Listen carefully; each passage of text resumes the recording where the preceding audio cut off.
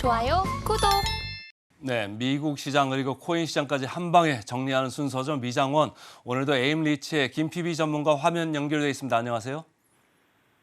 안녕하세요. 투자 쉽게 하자 김PB입니다. 야, 미국 시장 한번 들어볼까요? 네, 전반적으로 미국 증시는 보합세에 가깝게 마감을 했습니다. 다우지수 0.03%, 나스닥 0.35%, S&P 0.16% 약하락한 상태로 마감을 했고요. 특히 은행주 섹터에서 좀 이제 유의미한 하락세가 나왔습니다. 아직도 아무래도 좀 은행에 대한 부도 우려가 여전하게 이제 투자자들 사이에서 산재해 있는 것으로 보이고요. 특징주로는 페이팔이 3.88% 급락을 했습니다. 지난주 며칠 동안 마이너스 20% 수준으로 이제 페이팔이 하락을 했거든요. 실적은 양호한 편이었는데도 불구하고 페이팔 측에서 제시했었던 이런 향후 매출, 이익 전망, 그러니까 가이던스라고 하죠. 생각보다 그게 좋지 않은 상황이라서 투자자들의 실망감 때문에 실망 매물이 나온 것으로 보입니다.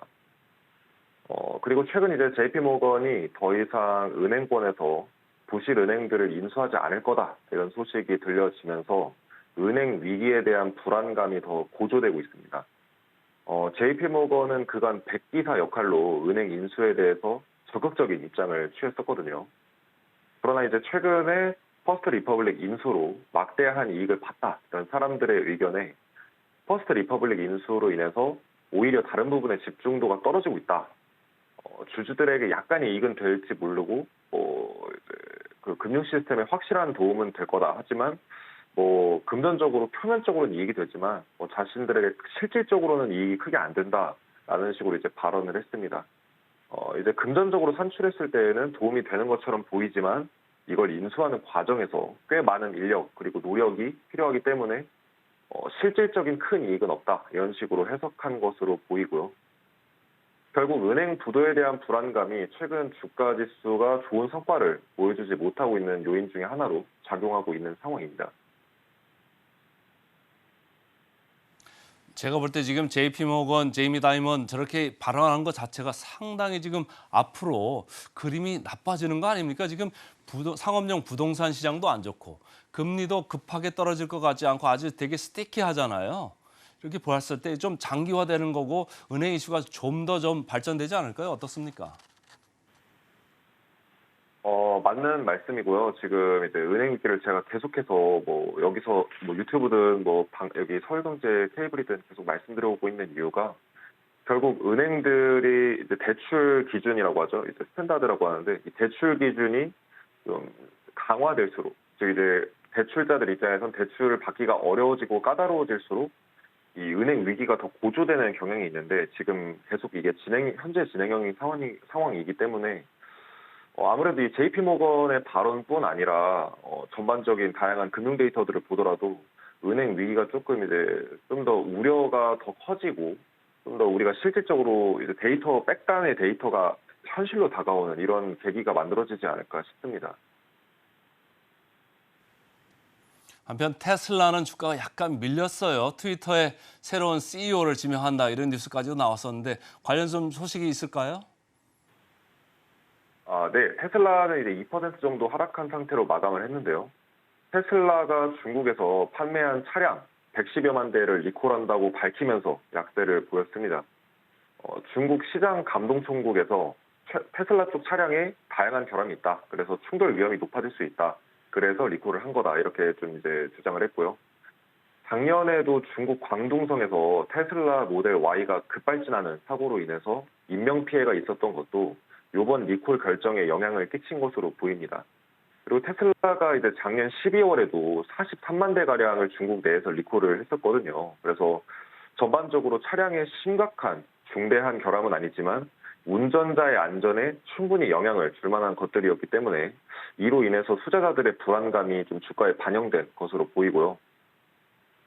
일론 머스크는 트위터의 새로운 CEO로 린다를 영입을 했습니다. 근데 이제 머스크가 트위터를 인수한 이후에 많은 광고주들이 광고를 중단하는 상황이 벌어졌었거든요. 시장 정보 회사인 센서타워에 따르면 머스크가 트위터를 인수한 이후에 상위 100개 광고주 중에서 37개사가 올해 1분기 동안 광고 지출을 중단을 했고요. 24개 광고주가 광고 지출을 줄였습니다. 그래서 엄청난 수준으로 광고가 급감한 셈이죠. 그래서 이번에 광고 전문가를 영입했으니까 점진적으로 좀 트위터 쪽 광고 매출이 다시 개선될 거다 이런 기대감도 좀 있는 상황인데 한번 그 여부를 이제 추적해 보면 좋을 것 같습니다. 그리고 미국의 그 퍼스트 솔라라고 태양광 업체 있지 않습니까? 주가가 엄청나게 뛰었던데 IRA 그러니까 인플레이션 감축법이죠. 이 관련해 가지고 뭔가 구체적인 게 나온가 봅니다. 네, 그렇죠. 퍼스트 솔라 같은 경우는 유럽의 태양광 방막 회사 인수할 거라는 소식이 좀 강하게 이제 주가 반등에 또 영향을 준 것 같습니다. 그래서 플러스 26% 이상 상승하면서 마감을 했고요. 이 종목은 이제 특히 매수세가 굉장히 강하고 투자자들의 뜨거운 열기가 굉장히 강한 종목입니다. 그래서 퍼스트 솔라 같은 경우는 투자 심리가 제일 중요한 관건인 상황이라고 보여지거든요. 그래서 투자 심리가 깨지지 않고 잘 유지되는 게 중요할 것이라고 보고 있고, 최근에 급등한 부분에서 약간 아래인 이제 라운드 피겨 가격대 기준으로 220달러 구간이 깨지지 않고 모멘텀이 잘 유지되면 상승세가 잘 유지될 수 있을 것 같은 이런 긍정적인 모습들이 보이는 것 같습니다. 퍼스트 솔라 같은 회사를 잘 지켜봐야 되는 게 우리나라에도 태양광 업체들이 최근에 주가 같이 흘러내렸었거든요. 그래서 오늘 정도 어느 정도 반등을 좀 잡지도 않을까 이런 생각에 제가 좀 여쭤봤고요. 자, 미국의 부채 한도 협상 지금 엑스데이트 다가오고 있지 않습니까? 이거 어떻게 봐야 될까요? 예, 맞습니다. 요새 시장이 강하게 상승하지 못하는 또 다른 이유 중에 하나가 바로 미국 부채 한도 문제인데, 요번에 부채 한도가 예정대로면 6월 초 정도면 거의 다 차는 상황입니다. 그래서 여기서 부채 한도를 더 확장하느냐, 마느냐에 대해서 지금 계속 정치권에서 논쟁을 하고 있거든요.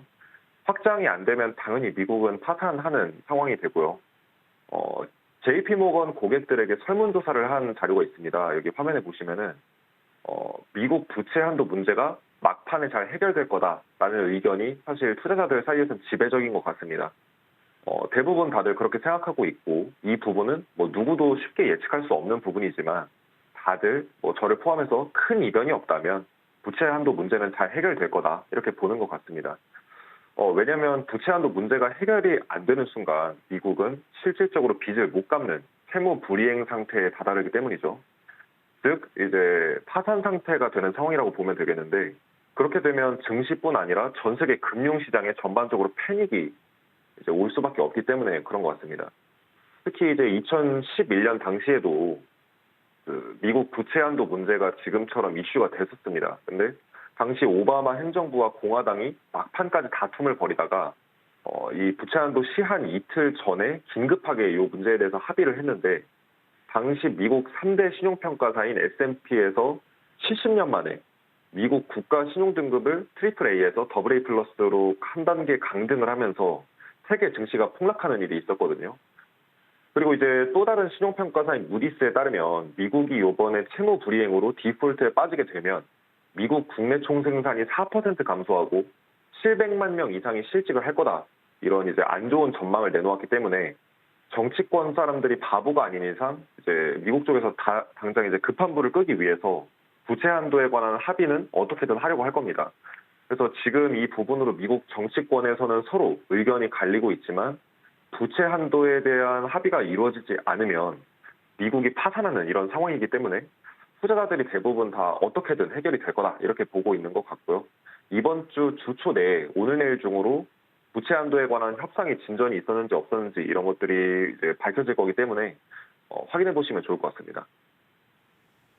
지금 저 영문 자막이 있어가지고 시청자분들이 해석하기가 좀 그러실 텐데 어쨌든 뭐 디폴트까지는 가지 않을 거다. 단기적이든 장기적이든 해결책을 찾을 거다. 이런 생각들을 이제 하는 투자자가 많은 것 같고요. 자, 비트코인 지난 한 달간 보면은 상당히 지금 요동치고 있지 않습니까? 어떻습니까?